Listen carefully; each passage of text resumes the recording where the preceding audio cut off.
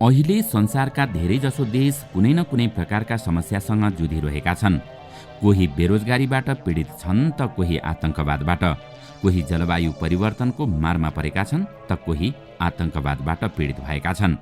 तर यो थाहा पाएर तपाईलाई अचम्म लाग्न सक्छ कि अहिले संसारका धेरै देश शरणार्थी समस्यासँग जुधिरहेका छन्।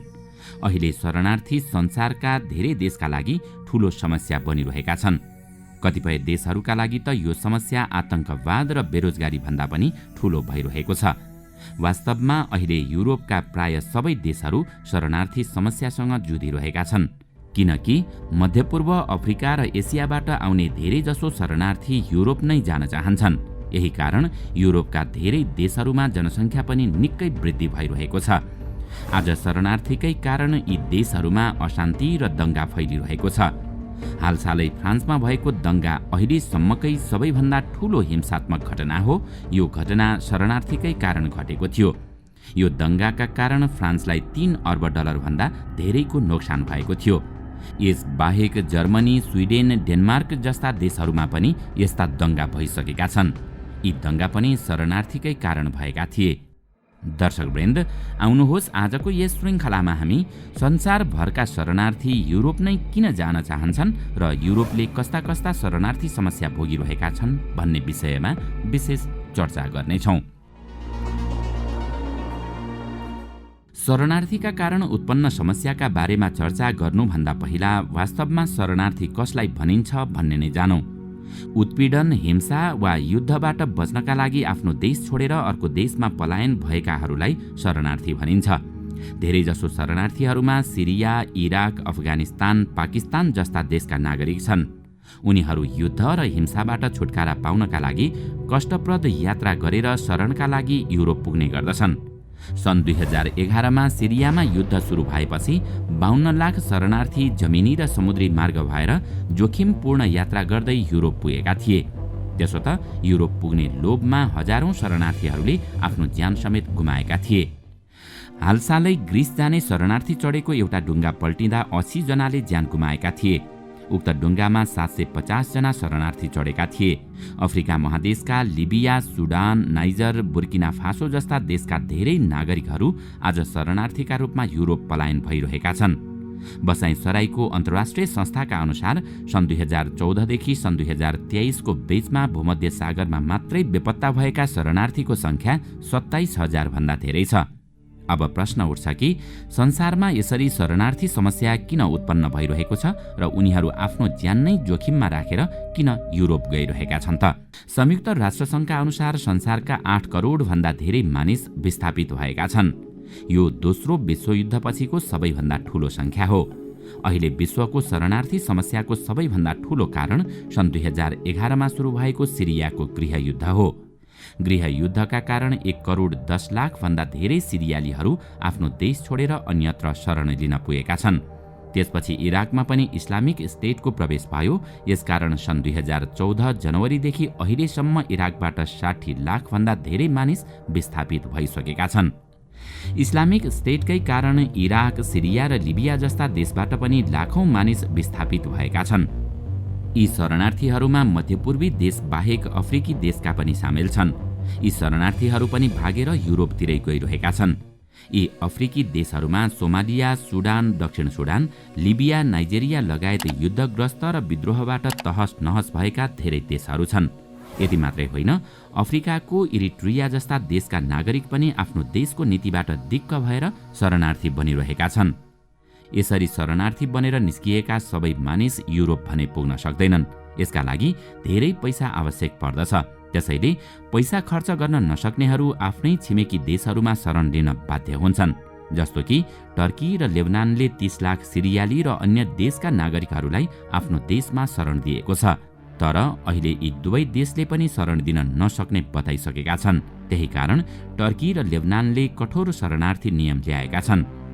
अर्कोतर्फ साउदी अरेबिया, ओमान र कतार जस्ता अरब देशहरू मुस्लिमलाई नै शरणार्थीका रूपमा स्वीकार गर्दैनन्, किनकि यी देशहरूमा शरणार्थी सम्बन्धी कुनै कानून छैन र उनीहरू इन्टरनेशनल अर्गनाइजेसन फर माइग्रेसन अर्थात् IOM को सदस्य पनि छैनन्। त्यसकारण चाहेर पनि शरणार्थीहरू अरब देशहरूमा जान सक्दैनन्। युरोपका सबै देश IOM को सदस्य छन्, त्यसैले शरणार्थीहरू युरोपमा आफूलाई सुरक्षित ठान्छन्। सिरिया सङ्कटपछि जर्मनी, इटाली र फ्रान्स जस्ता केही युरोपेली देशहरूले भारी मात्रामा शरणार्थीहरूलाई आफ्नो देशमा संरक्षण दिए। यी देशको संविधानमै स्पष्ट रूपमा शरणार्थीलाई आफ्नो देशमा शरण दिने विषय उल्लेख गरिएको छ। यस बाहेक युरोपेली देशहरूको अर्थतन्त्र विश्वका अन्य देशहरूको तुलनामा निकै बलियो छ। फ्रान्स जस्ता देशहरूले सस्तो श्रमको लोभमा पनि शरणार्थीलाई आफ्नो देशमा आउन दिएका थिए। यस बाहेक युरोप, मध्यपूर्व र अफ्रिकाको नजिक छ। केही दशक पहिलेसम्म अफ्रिका र मध्यपूर्व युरोपकै उपनिवेश थियो। त्यतिबेला पनि यस क्षेत्रका धेरै दास युरोपमै बसोबास गरेका थिए। नजिक भएका कारण धेरै जसो शरणार्थी सुरुमा टर्की तथा ग्रिस जाने गर्दछन् र त्यहाँबाट बिस्तारै जर्मनी तथा फ्रान्स लगायतका देशमा जान्छन्। सन् 2020 सम्म यो प्रक्रिया यसरी नै चलिरहेको थियो। त्यसपछि युरोपमा शरणार्थी समस्या बिस्तारै सुरु हुन थाल्यो। त्यसमा पनि सन् 2022 मा रुस युक्रेन युद्ध सुरु भएपछि युरोपको अवस्था निकै खराब हुन थाल्यो, किनकि युक्रेनका शरणार्थी पनि युरोपका अन्य देशमा शरण लिन पुगे। युद्ध सुरु भएदेखि अहिलेसम्म 63 लाख भन्दा धेरै युक्रेनी युरोपका विभिन्न देशमा शरण लिइरहेका छन्। शान्त र रोजगारीका धेरै अवसर भएका कारण सबै शरणार्थीको पहिलो प्राथमिकता युरोप नै हुने गर्दछ। त्यही कारण अहिले प्राय सबै युरोपका देशमा शरणार्थी समस्या उत्पन्न भइरहेको छ।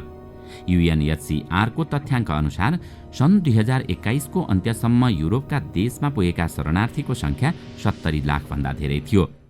सन् 2020 मा यो संख्या 3% कम थियो। सन् 2022 को रिपोर्ट अनुसार जर्मनीमा सबैभन्दा धेरै शरणार्थी रहेका छन्, किनकि सन् 2022 मा मात्रै जर्मनीले 12 लाख शरणार्थीलाई आश्रय दिएको थियो। तर अहिले युरोपेली देश र त्यहाँका जनता अधिक संख्यामा आएका शरणार्थीबाट पीडित हुन थालेका छन्। ठूलो मात्रामा शरणार्थी आएका कारण आर्थिक चिन्ता पनि वृद्धि भएको छ। शरणार्थीका कारण यी देशको अर्थव्यवस्था प्रभावित भइरहेको छ। बाहिरबाट आएका शरणार्थीका कारण देशका नागरिकले कम पारिश्रमिकमा काम गर्नु परिरहेको छ, किनकि शरणार्थीहरूले आफ्नो जीवन यापनका लागि थोरै पारिश्रमिकमा पनि काम गर्ने गर्दछन्। त्यही कारण कम्पनी तथा कारखाना र रेस्टुराँहरूमा समेत स्वदेशी भन्दा शरणार्थीहरूलाई नै काममा राख्ने गरिन्छ। त्यही कारण अहिले युरोपेली देशका जनतामा शरणार्थीप्रति घृणा उत्पन्न हुँदै गइरहेको छ। ठूलो संख्यामा शरणार्थीहरूलाई आफ्नो देशमा आश्रय दिएका फ्रान्स र जर्मनी जस्ता देश अहिले यिनै शरणार्थीका कारण हिंस्रक आन्दोलनको सामना गर्न बाध्य भएका छन्। जर्मनीमा सन् 2022 मा ठूलो दंगा भएको थियो। यस बाहेक युरोपमा दक्षिणपन्थीहरू तीव्र रूपमा जरो गाडिरहेका छन्। जातीय अल्पसंख्यक र धार्मिक समूहमाथि आक्रमण बढेका कारण पनि युरोपेली देशहरूले शरणार्थीलाई आफ्नो देशमा आश्रय दिन छोडेका छन्। आफ्नो देशमा प्रवेश गरिसकेकाहरूलाई पनि शरणार्थी शिविरमा राखेर फिर्ता पठाउन थालिएको छ। यसरी लगातार मुस्लिम शरणार्थीहरूलाई आश्रय दिँदै जाने हो भने एक दिन युरोपियनहरू आफ्नै देशमा अपरिचित बन्ने चिन्ता बढ्दै गएको छ, किनकि कोभिड महामारीपछि युरोपमा पनि बेरोजगारी बढिरहेको छ। यसका साथै आर्थिक विकासको गति पनि बिस्तारै कम हुँदै गइरहेको छ। त्यसैले अब युरोपका देश शरणार्थीहरूलाई आफ्नो देशमा राख्न चाहँदैनन्। त्यही कारण सन् 2023 को सुरुदेखि सबै युरोपेली देशहरूले आफ्ना सिमानामा कडाई गर्न थालेका छन्। यति मात्रै होइन, केही युरोपेली देशहरूले आफ्ना नागरिकलाई आफ्नै देशमा राख्नका लागि अफ्रिकी देशहरूलाई पैसा समेत दिन थालेका छन्। तर युरोपले यति धेरै प्रयास गर्दा पनि युरोप आउने शरणार्थीहरूमा भने कुनै कमी आएको छैन। अफ्रिकी देशहरूमा यति धेरै भ्रष्टाचार छ कि युरोपियनहरूले दिएको सहयोग त्यहाँका नागरिकसम्म पुग्नै पाउँदैन। युरोप प्रवेश गर्ने शरणार्थीहरूले मानव तस्करी, लागु औषध, हात हतियारको कारोबार जस्ता गैर कानुनी काम गर्न थालेका छन्। यसले युरोपका शान्त देशमा अराजकता बढाएको छ र यहाँ आतंकवादी र चरमपन्थी बढिरहेका छन्। जब अफ्रिका र एसिया युरोपेली देशका उपनिवेश थिए तब उनीहरूले स्थानीय संस्कृति नष्ट पारेका थिए। युरोपियनहरूले आफूले उपनिवेश बनाएका देशका नागरिकलाई मजदुरी मात्र गराए। त्यतिबेला युरोपियनहरूले शिक्षा दीक्षा पनि दिएका भए अहिले उनीहरू पनि केही सृजनात्मक काम गर्न सक्षम हुन्थे। जब उनीहरूले उपनिवेश छोडेर गए तब आफ्नो देश सम्हाल्न सक्ने व्यक्ति नै भएनन् र ती देशहरूमा गृहयुद्ध र हिंसा भड्कियो। त्यसकारण यी देशका नागरिक पुस्तौंसम्म गरिब बन्दै गए। अहिले अफ्रिका र एसियाका देशमा आतंक र हिंसा फैलिनुमा यिनै युरोपियनहरूको महत्त्वपूर्ण भूमिका छ। उनीहरूले नै दशकौं पहिले त्यसको बिउ रोपेर गएका थिए। त्यसकारण अहिले युरोपियनहरू आफ्नै कुकर्मको फल चाखिरहेका छन्। दर्शकवृन्द, आजको श्रृङ्खला तपाईलाई कस्तो लाग्यो हामीलाई कमेन्टमा अवश्य बताउनुहोला। साथै आजको श्रृङ्खला तपाईलाई राम्रो लाग्यो भने लाइक तथा शेयर गरी हाम्रो च्यानललाई सब्स्क्राइब गर्न नभुल्नुहोला र साथमा रहेको बेल आइकन पनि थिच्नुहोस् ताकि हामीले अपलोड गर्ने नयाँ भिडियोको जानकारी सबैभन्दा पहिला तपाईलाई प्राप्त होस्। आजका लागि यति नै। अर्को भिडियोमा अझै रोचक तथ्य लिएर आउने नै छौं। तबसम्मको लागि बिदा दिनुहोस्। नमस्कार।